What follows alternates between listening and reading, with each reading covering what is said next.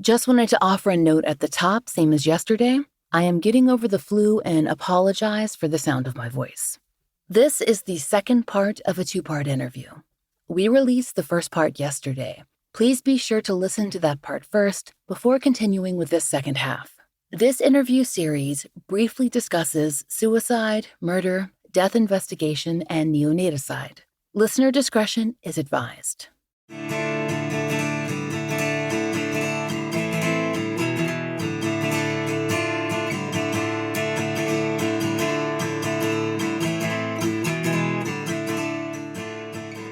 This is The Fall Line.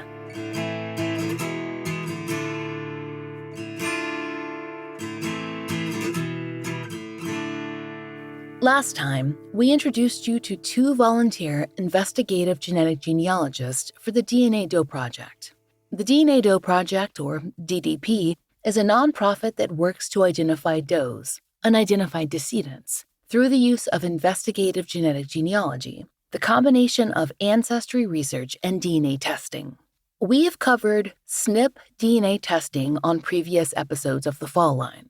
This DNA testing differs from earlier STR DNA testing, which is what we think of as being on file in cases. Think about when you watch older episodes of Forensic Files and they say the DNA's on file. They mean STR.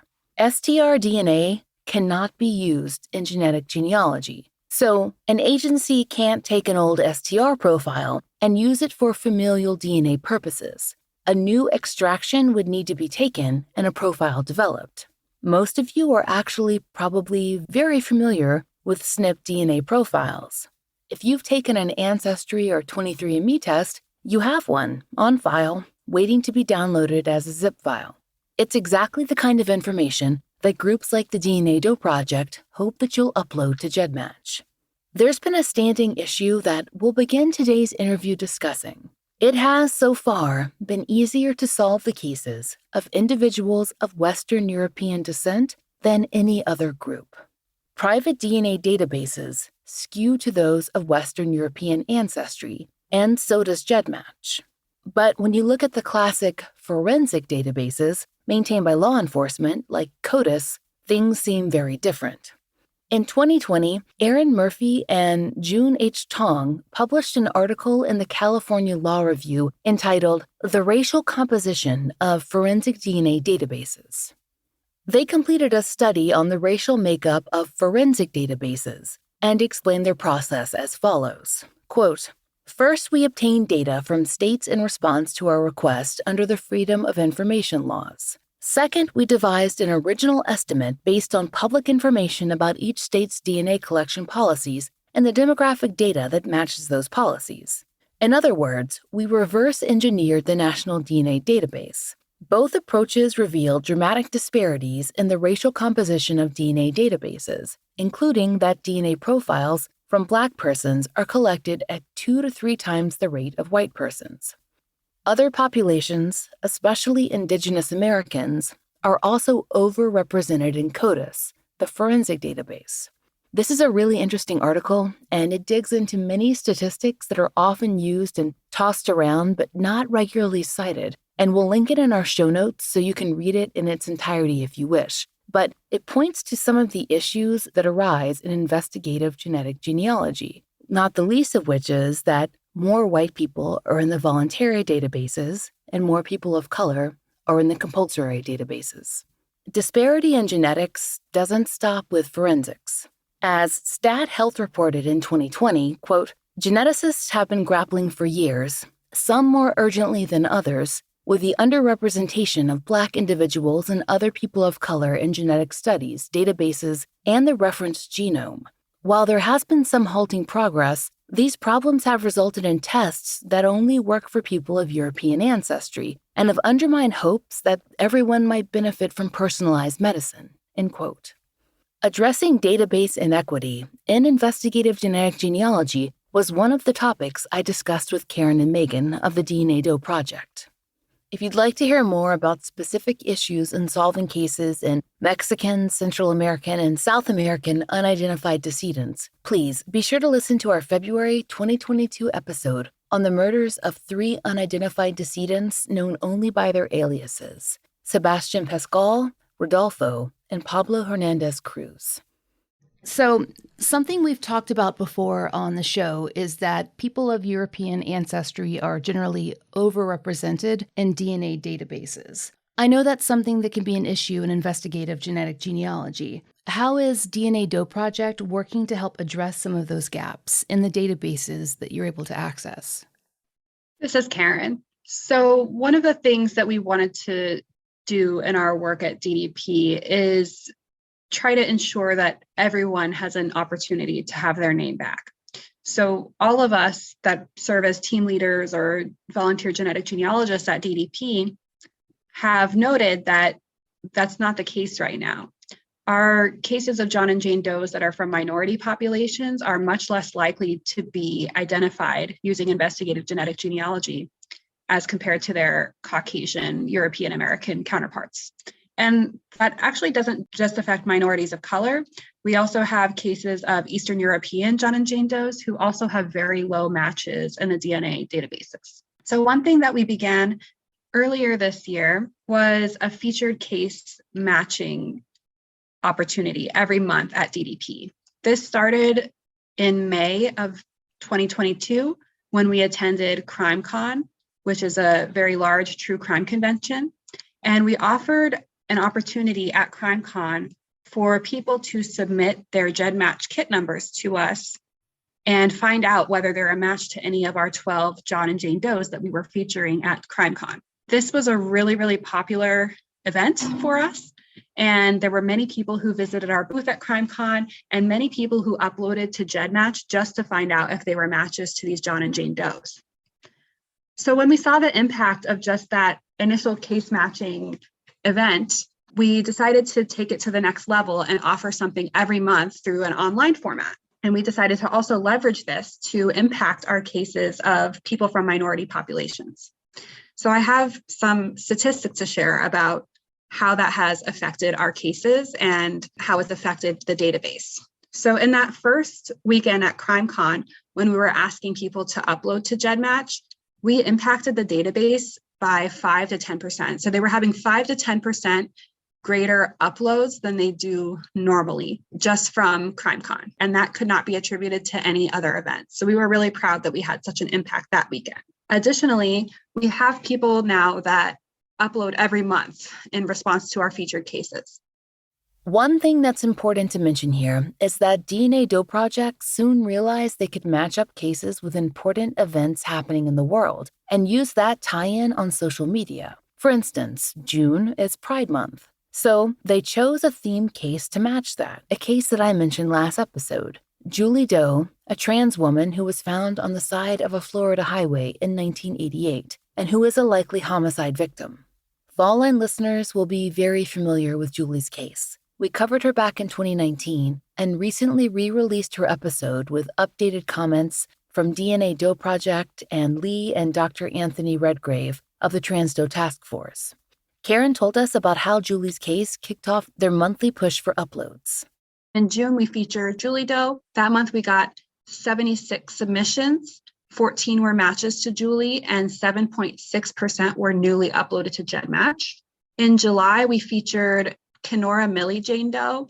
She is of Scandinavian heritage, and we received 164 submissions, 14% of which were newly uploaded to GEDmatch. 9 of the people who submitted were matches to Jane Doe.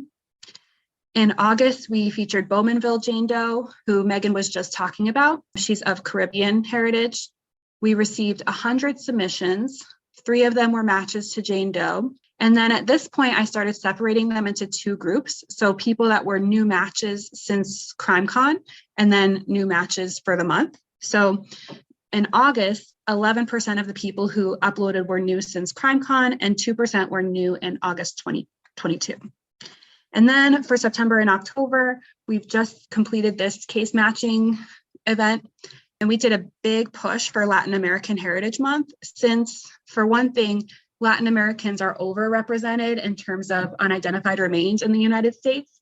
And also, Latin Americans are very, very poorly represented in GEDmatch and family tree DNA. And so those cases really, really need help from the public and really need help in terms of more people getting into the database. So for Latin American Heritage Month, we featured 12 different Doe cases, all of them with Hispanic or Latin American ancestry. And we received 116 submissions. 22% were new uploading to GEDmatch since CrimeCon, and 12% uploaded in September or October, apparently for the express purpose of submitting for Hispanic Heritage Month. So that was a really big accomplishment, I think, because we got so many new people to upload to GEDmatch.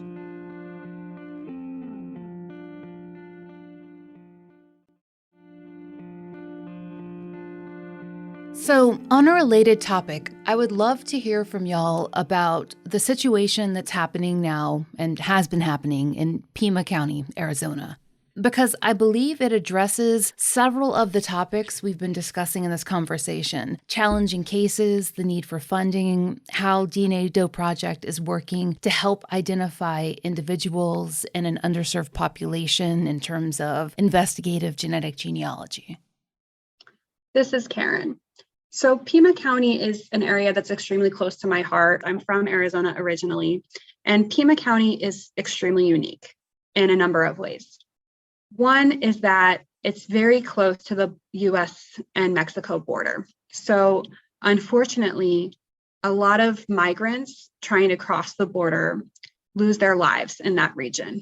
And as a result, Pima County has no limit to the amount of unidentified remains found there. There are new unidentified remains cases nearly every day, and many of them will remain unidentified because of various factors impacting that population. Additionally, Pima County has a limited amount of funding. You can imagine how many staff they must have to have in the Pima County Medical Examiner's office just to maintain records on all of the unidentified remains cases there. So we've taken on a number of cases from Pima County, but when we do take a case from them, we provide the fundraising. So we took on 3 cases from them initially, of which 2 are solved. Those were Tucson Parking Lot John Doe, Valencia Road John Doe, and Pima County Jane Doe 2010. So of those 3 cases, 2 of them were solved within a few weeks, and those 2 were Caucasian. The one that is left unsolved is a Latin American girl, and she was one of our featured cases for Hispanic Heritage Month. So her case is sort of, I don't want to say left behind because there are still people working on it, but unless she has better DNA matches at some point, that case will remain unsolved. So there's a few different issues affecting the population of Pima County Does. One is the lack of funding for their cases, which DNA Doe Project is doing our best to help with. We're currently raising funds for 3 more Pima County cases on our DNA Doe Project website, and people can give to those if they feel motivated to do so. Additionally, the population that is affected is primarily Latin American John and Jane Does. And so those come with a number of difficulties, which we've discussed: distance of DNA matches, low representation in the databases, socioeconomic factors that impact whether their families are able to come forward to report them missing. All of those factors impact their likelihood of being identified. There are a lot of factors that affect how difficult or easy it is to work a case. We've talked about some of them before. Recent immigration cases and ethnic minority cases are typically more difficult to work because they are not represented in the DNA tester population on GEDmatch and family tree DNA that we have to work with. When recent immigration is involved, that also throws another wrench into things because there could be a language barrier. There could be issues with obtaining those records. We can't afford to send volunteers to Norway to look up records that are only available in a church. As far as getting down to identifying a Doe, if they're part of a minority population or they've been estranged for whatever reason, which we see happen often also with our LGBTQ cases, where the person is much more likely to be estranged from family, they may not be listed in obituaries or non-official records. It may be a lot more difficult to determine if someone is alive or deceased, or if they ever existed. Some states in the US just don't have very good public records. So, on a related topic, sort of addressing social issues, I know that DDP has to fundraise for cases. You are a nonprofit. I'd love to talk about the cases that are hardest to fundraise for and why, and what have been some of your solutions to the problems of fundraising for those cases. This is Karen. Fundraising is a difficult situation at DNA Doe Project. And it's hard to say all of the different factors that impact when people are willing to give for a particular case. I'll just point out a few of the cases that I've recently noticed that we raised funds for. For example, Pima County Jane Doe 2010 and Tempe Girl both brought in quite a lot of money, not enough to fully fund their cases, but they both had reconstructions done by Carl Koppelman, who is a brilliant reconstruction artist. They both were young and beautiful. They were both from minority populations. I'm starting to think that that is less of a factor than the general aesthetics of the person whose reconstruction is being done. And then I also had a case, downtown Phoenix, John Doe, 2004. His case is now solved. He was identified as Frank Beck, and that was just a couple days ago that came out in the news. The man was homeless prior to his death, and the way that he died was that he fell from a tall building. So his reconstruction was just not as, I guess, attractive as some of the other reconstructions that I've seen for other cases. And only $26 was raised when we raised funds for his case. I think when people see one of our cases pop up on Facebook or Instagram that need donations, some people are motivated to click by whatever it is that connects them to that reconstruction or that photo. And then the other thing is that we have a new way of funding cases, our pre-fund cases on Tiltify. Those are cases that we're trying to raise the funds before we do all the lab work for them. And I thought that it would be a big factor seeing the thermometer on those Tiltify cases, and people can see exactly how much money still needs to be raised for them. And I thought that would be a really big motivating factor in getting people to give, but they are taking a while to raise all the funds for those as well. So there are so many factors that go into it, and it's hard to put my finger on what it is that inspires people to give for particular cases. But I do think that the attractiveness of the reconstruction is part of it.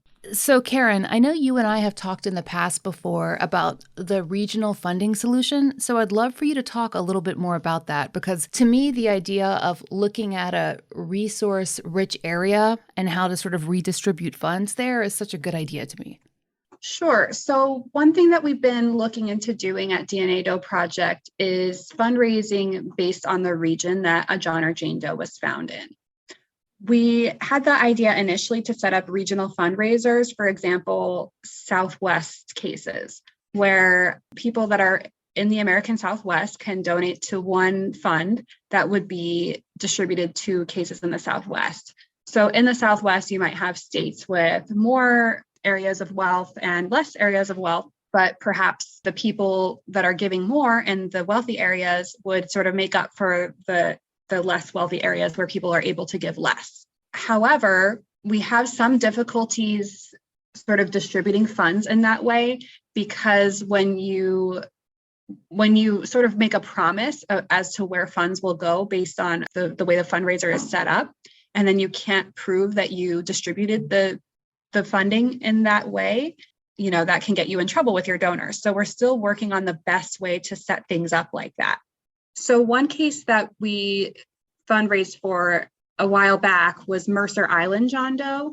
And this was a likely unhoused individual, but the area that he was found in, which is Mercer Island in the Pacific Northwest, is a very wealthy area. So fundraising for him was very successful, most likely because it reached the people from that area. Unfortunately, not every John or Jane Doe is found in an area that's very wealthy. So doing regional fundraising where you can sort of distribute the wealth of the people that live in a particular area, it can benefit cases where the John or Jane Doe was not found in a wealthy area.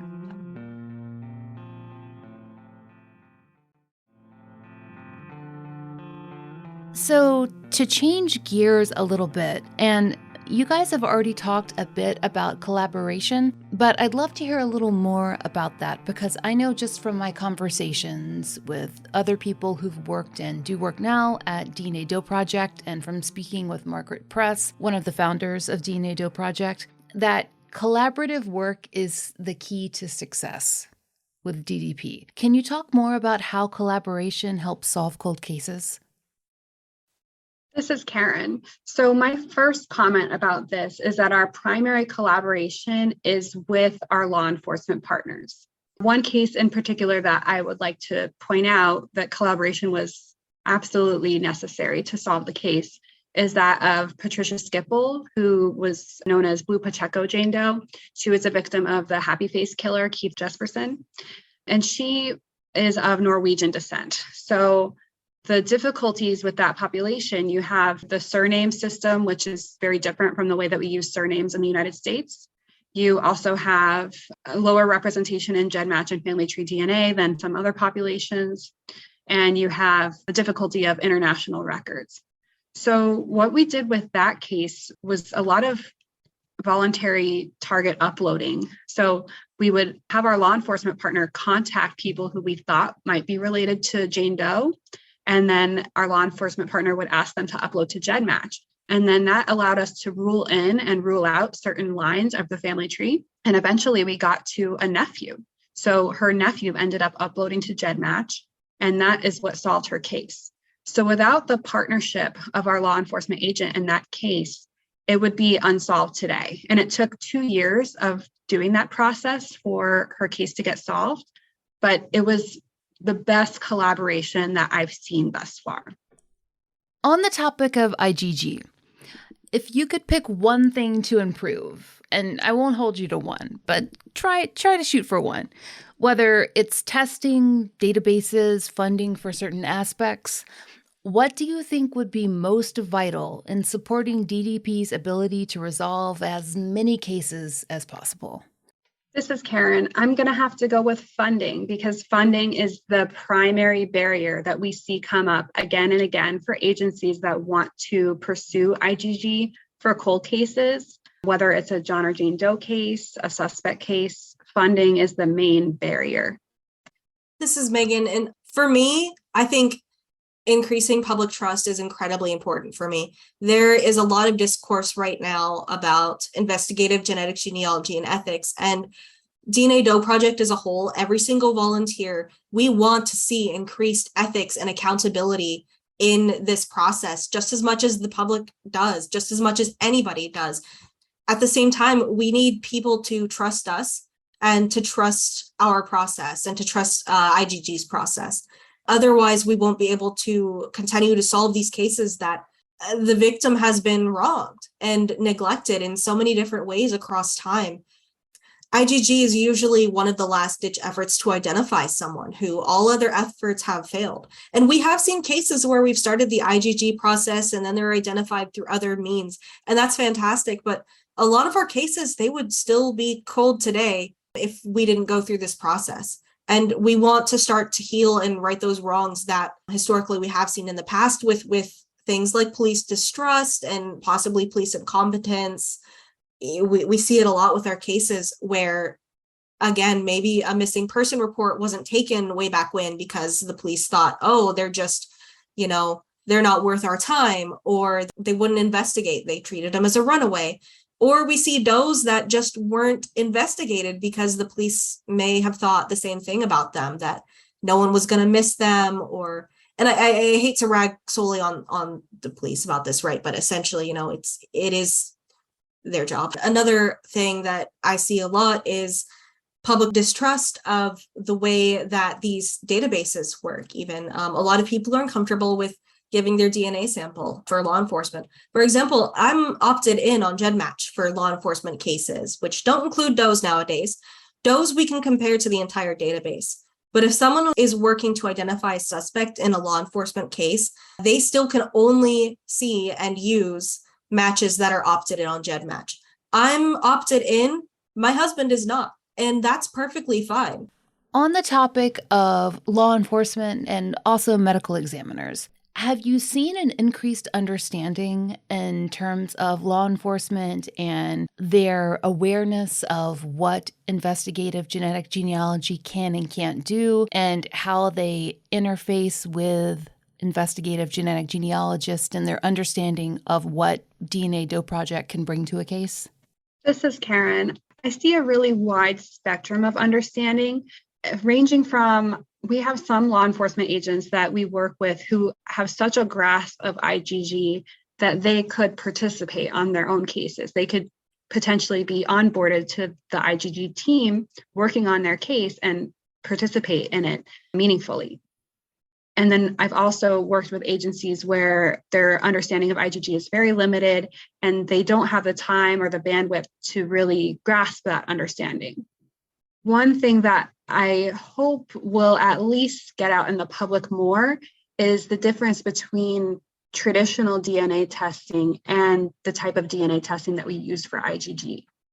Just today on one of the comments on DDP's TikTok, somebody asked in the comments, why couldn't this have been done in 2004 when this John Doe was found? Well, the type of DNA testing that was done in 2004 is not the same as the IgG DNA testing that we do now. I would love to know, and I know that you, of course, cannot forecast the future yet, but where you hope and imagine that DNA Doe Project will be in 5 years. And I'd also love to hear from you how our listeners can best support DDP. This is Karen.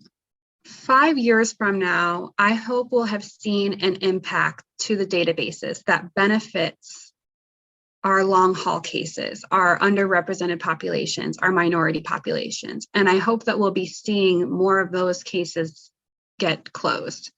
DDP has a number of collaborations that we're working on to impact those factors. The number one way that I hope that people can help today, I hope that I can motivate all of you to get online right now, go to dnadoproject.org, click on the cases link, and then go to our cases that require donations. Find those ones that are on Tiltify, because those are the ones that need funds to make it through the lab process. Make a donation to impact their cases. Without your donations, those can't be solved. And that's the simplest way that you can have the biggest impact today. This is Megan. As interest and awareness in this technology grows, I really hope that it will become more accessible and more affordable for more agencies to be able to put it to use, because it is a fantastic tool. I also know that within 5 years, we will have helped develop a standard of ethics that we hope that all IgG organizations will hold themselves to. We would love to see increased public trust in not just our organization, but this technology across the board. We would love to see more people be willing not just to upload, but to talk about our mission in a positive way. This is Karen. I would say that the number one thing to know is that we do need their help to solve these cases, and that there's a number of ways that they can help. So if a person doesn't want to share their DNA on GEDmatch or Family Tree DNA, that's okay. They don't have to. There are other ways they can help. They can share the stories of our John and Jane Does on social media. They can make donations to the cases that require them. Agencies are never going to have deep pockets to solve these cold cases. So we really need the public's help in raising funds for them. And so that's one of the single most impactful things they can do. The other thing is, if they do want to share their DNA to help solve cases, we have videos on our YouTube channel which describe how to take your DNA from Ancestry DNA or 23andMe and upload to GEDmatch, which is the primary DNA database that we use. This is Megan. I will also add on to that. If you are comfortable uploading your DNA to GEDmatch and Family Tree DNA, it is also helpful if you can also upload a GEDCOM of your family tree with that. What Megan just mentioned there, GEDCOM, is a file of your family tree. Like your DNA, It can be downloaded from other websites and then uploaded to GEDmatch, where you can share it with researchers and also unlock more tools for your personal use. Another thing that people can do, especially if they do have more of an archival interest, they can go to their local libraries and local archives, and sometimes even their local police departments, and ask if there's any volunteer opportunities to help digitize and organize old files and get those files available online, or at least organized where they can be found. One other thing that DNA Doe Project has implemented recently is that we have a Tiltify account for fundraising. So even if you don't have the funds to give, if you are a Twitch streamer, a YouTuber, anywhere that integrates with Tiltify, you can raise money for DNA Doe Project by holding a live stream that benefits us. And that's really, really a helpful, impactful way to get people to engage with our mission, to raise money for us, and to impact Doe cases. We are also on Amazon Smile.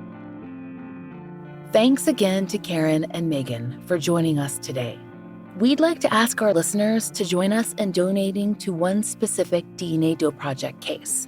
As Karen told us, cases without forensic art are much less likely to receive funding, and the Pima, Arizona case we're about to tell you about has only reached around 10% of its funding goal.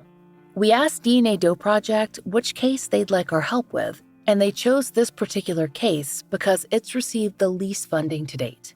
The case description per DNA Doe Project is as follows. They're using the case designation Florence Junction Clandestine Grave, Jane Doe, 1988. Quote, on June 28, 1988, the decomposing remains of a white woman were found partially buried in the desert in Pima County, Arizona. The area is located approximately a quarter-mile west of US 79 and south of Florence Junction. The woman is believed to have died within the previous year and was buried in a clandestine grave. Authorities estimate that this Jane Doe was over 50 and about 5'3", with medium-length gray hair with traces of blonde. A pink denture with porcelain teeth was found with her remains. She had suffered from osteoporosis, compression fractures, and a curved spine that would have caused her to have a hunchback posture. Her clothing was described as a floral dress or housecoat with snaps up the front. She was also wearing a white bra and white size 8 underpants. Please, join us in donating to this case. You can find a link in our profile. And if this description sounds at all familiar to you, please reach out to the Pima County Office of the Medical Examiner at 520-724-8600. If you know of a case that should be covered on the fall line, there's a link to our case submission form in the show notes. Thank you for listening. The Fall Line is an independently produced show, and we appreciate listener support. It allows us to do research, obtain FOIA, pay our content advisors, and support and donate to the causes we care about. If you try out the products we advertise, please use our sponsor codes. It really helps. And if you'd like to support the show and the stories we cover, join us over on Patreon. We're raising Patreon funds to continue to pay for the Millbrook Twins billboard and to fund therapy for families who've been on the show. Each and every one of our patrons helps us to continue that work, and we're so grateful. On Patreon, you can get early release ad-free versions of our regular episodes for $5 a month. We also have occasional video live streams and blogs, which all patrons can enjoy starting at just $1. If you prefer Apple Premium, we've begun that feed as well. The Fall Line is written, hosted, and researched by Laura Norton, with additional research by Brian Waters, Kiana Burgess, and Michaela Morrill. Interviews by Brooke Hargrove. Produced, engineered, and scored by Maura Curry.